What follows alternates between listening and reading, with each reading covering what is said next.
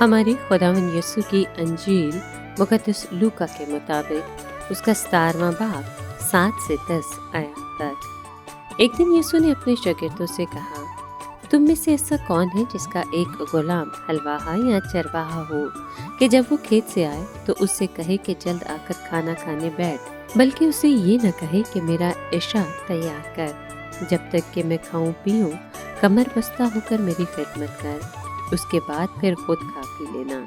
क्या वो उस गुलाम का इसलिए एहसान मानेगा कि उसने हुक्म की बातों की तामील की?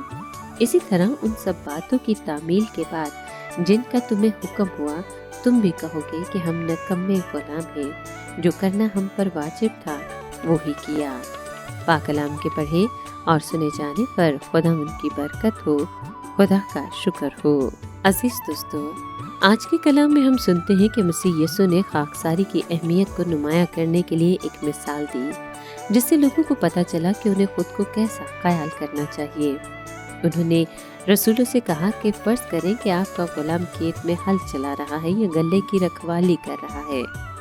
जब वो घर वापस आएगा तो क्या आप उससे कहेंगे कि फटाफट आओ और खाना खाने के लिए मेज पर बैठ जाओ, या फिर क्या आप उससे ये कहेंगे कि कपड़े बदलो और मेरे लिए शाम का खाना तैयार करो और तब तक मेरी खिदमत करो जब तक कि मैं खाना ना खा लूं, और बाद में फिर तुम खाना खाना। आप गुलाम के शुक्रगुजार तो होंगे नहीं कि उसने अपनी जिम्मेदारी पूरी की। लिहाजा जब आप वो काम कर लें जो आपको दिया गया है तो कहें, हम निकम्मे गुलाम हैं, हमने तो बस अपना फर्ज पूरा किया। लिहाजा खुदा के हर खादिम को समझ लेना चाहिए कि खुदा की खिदमत को अपनी ज़िंदगी में पहला दर्जा देना कितना अहम है। इसके अलावा हम में से हर एक को याद रखना चाहिए कि खुदा के घराने के फ़र्द के तौर पर उसकी इबादत करना हमारे लिए कितना बड़ा शर्फ है। इसलिए हमें हमेशा खुदा की खिदमत को अपनी ज़िंदगी में पहला दर्जा देना है।